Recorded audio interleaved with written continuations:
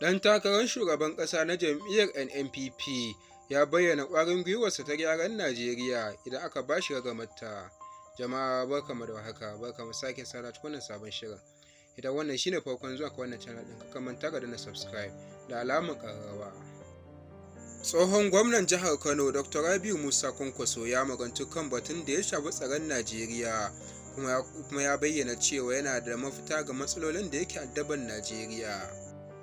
Kwankwaso, wanda shine mai jan ragaman jam'iyyar NNPP kuma ɗan takara na shugaban ƙasa na 2023, zai iya magance matsalolin tsaron Najeriya idan 'yan Najeriya suka ba shi dama.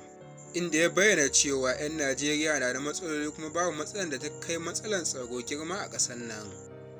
Haka zalika ya yi tsokaci game da matsalar tattalin arzikin ƙasa, nan ma ya ce ba zai ƙasa a gwiwa ba, zai tabbatar da abubuwan sun inganta saboda irin abubuwan da zai mai da hankali a kai kenan. Jaridar Daily Nigeria ta ce Kwankwaso ya bayyana hakan ne ga manema labarai a birnin Lafiya a yau Lahadi 21 ga watan Agusta.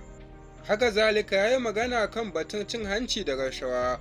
Kwankwaso ya ce nan ma ba zai bari masu haɗama su rinka wawurar su meme ba, dole zai yaƙi da cin hanci da rashawa a Najeriya. Ya kuma gargaɗi masoyansa da 'yan amitin NNPP da su guji kalaman ɓatanci, inda ya sa jaddada aniyarsa ta haɗa kai 'yan Najeriya baki ɗaya. A ɓangare guda ya shawarci 'yan Najeriya da su zaɓi shugabanni wanda ya cancanta a 2023 domin ƙaucewa zaɓen tumin dare. Ba wannan ne karo na farko Kwankwaso yake faɗin irin waɗannan maganganun na daidaita 'yan Najeriya idan ya gaji shugaba Buhari. Ya faɗi irin wannan maganganun a Kalaba a watan Yuni da ta gabata, kamar yadda jaridar Punch ta rahoto. Da aka kawo ƙarshen labaran, ka kuma ta danna subscribe da alamar ƙararrawa.